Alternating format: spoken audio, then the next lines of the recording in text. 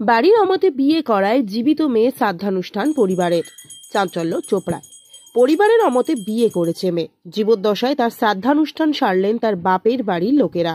শনিবার এমনই ঘটনায় চাঞ্চল্য ছড়িয়েছে উত্তর দিনাজপুরের চোপড়ার সোনাপুর গ্রাম পঞ্চায়েত এলাকায়।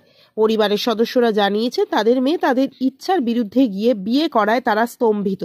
তারা মনে করেন তাদের মেয়ে পরিবারের সামাজিক মর্যাদা ক্ষুণ্ণ করেছে এবং সম্মান নষ্ট করেছে। এই ঘটনার পরিপ্রেক্ষিতে তারা মেয়েকে মৃত বলে গণ্য করে মৃত ব্যক্তির শ্রাদ্ধক্রিয়াদি মতনই আত্মার শান্তির জন্য প্রার্থনা করেন এবং মেয়ের সঙ্গে সম্পর্ক ছিন্ন করার ঘোষণা দেন। হিন্দু রীতি অনুযায়ী শ্রাদ্ধানুষ্ঠান আয়োজন করে পরিবারের লোকজন।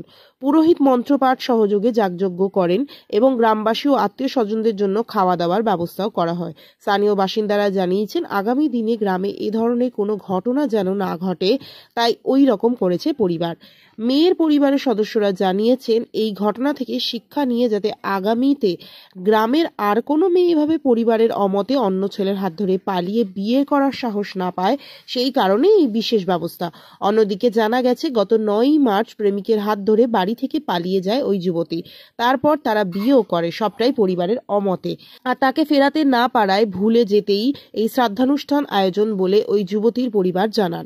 যদিও চোপড়া থানার পুলিশের তরফে জানা গেছে পরিবারের তরফে নিখোঁজ অভিযোগ দায়েরের পর ওই মেয়েকে উদ্ধারও করেছিল পুলিশ।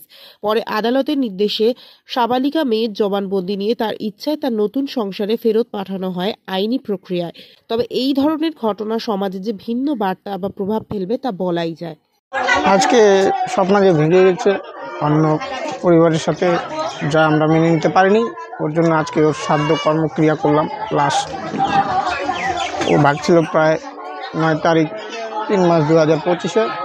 আজকে ওর চৌথা আমরা ক্রিয়াকর্ম শ্রাদ্ধ করলাম। যোগাযোগ হয়েছিল? হ্যাঁ, যোগাযোগ হয়েছিল, দেখা হয়েছিল, ও না স্বীকার করছে।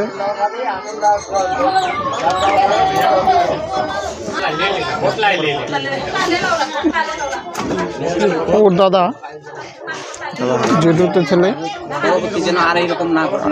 যাতে এরকম আর কোনোদিন কোনো মেয়ে যাতে এরকম ঘটনা না করে, এটাই চাইবো।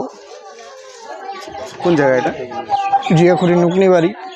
ওই যে ভাগে গেছে আর কি, মানে মেয়ের মতেই ভাগছে, আমাদের গ্রামবাসী বা ফ্যামিলির কারো মত না নিয়ে, তার জন্য মানে আমরা এই সিদ্ধান্ত নিয়েছি আর কি। পরিবারের পাশাপাশি পুরো গ্রামবাসী মিলে? হ্যাঁ, পরিবারের পাশাপাশি আমরা প্রায় গ্রামবাসী সবাই মিলে। কি করলেন আজকে? ওর শ্রাদ্ধ। মানে কি কারণে এতটা যে শ্রাদ্ধ পর্যন্ত যেতে হলো? এটা একটু কারো ভিতরে আমাদের গভীর আছে, রহস্য আছে, ওটা বলছি না।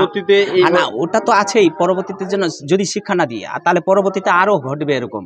কিন্তু ওই যে বললেন যে কি কারণে, কারণটা বলছি না আর কি, কোন মতে গেছে ওইটা বলছি না আর কি, ওই কারণটা ওইটাই বলছি। কিন্তু ওই শিক্ষাটার জন্যই আরও বেশি বলি, কেন গেছে আরও ওরকম যদি যায়, তাহলে সমাজ যদি না মানে, গ্রাম মানে ফ্যামিলি মানছি না আমরা, প্লাস সমাজও মানছে না, তাহলে কীরকম পর্যায়ে গেছে, তার জন্য বাধ্য হয়েছে এরকম করতে, যেন পরবর্তীতে আর কোনো মেয়ে শিক্ষা হয় যেন না করে। কেন আমারও তো আছে, পরবর্তীতে ভাগতে পারে।